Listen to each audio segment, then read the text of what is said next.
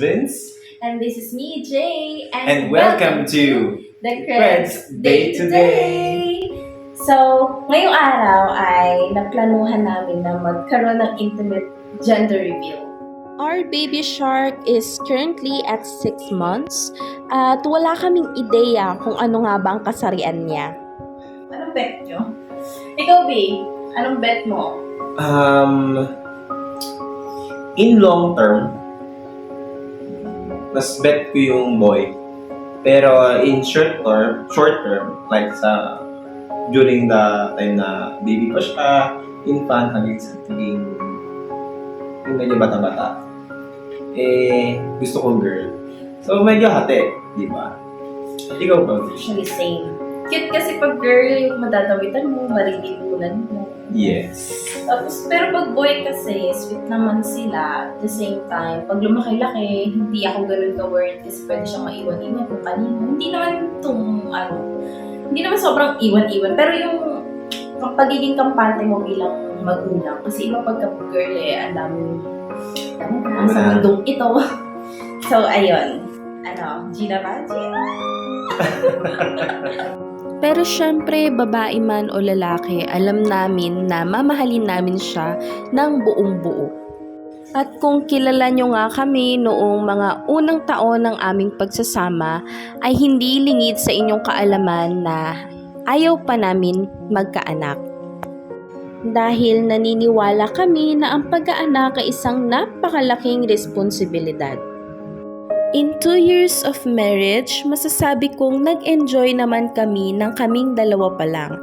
At ayun na nga, magta-3rd year wedding anniversary na kami this coming March 2024 at magiging 3 na din kami. Dear Baby Shark, we're so excited to meet you in person. Alam mo ba na si Mommy at Daddy ay full of love at gusto naming i-share ito sa'yo. So, habang nandyan ka pa sa tummy ni Mami, ay paka-healthy ka lang anak hanggang sa paglabas mo. I love you! So, tingin sa likod, lubog. Pagka lubog, tatanggalin, di ba? Pagkatanggal tatay, tingin. Sige.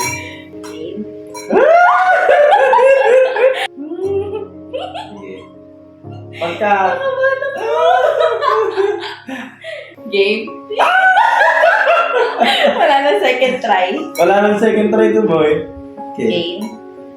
Tingin. 1, 2, 3, go! Huwag ka tumingin! Nandaya ko!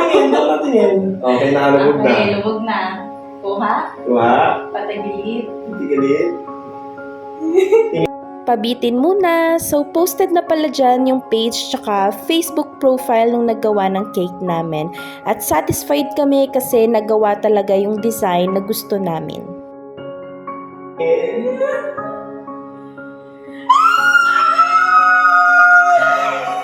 Lalaki! Isa boy, guys. Masasabi ko na lang from that moment ay, thank you, Lord. Thank you kasi binigyan mo kami ng little Vincent na bubuo ng aming pamilya. Thank you even though we're not worthy enough to have this child, you still gave us a chance to be a parent. Thank you. No promises from us, but rest assured that we will do our best for our child. Yun lang! Thank you so much! Thank you so much!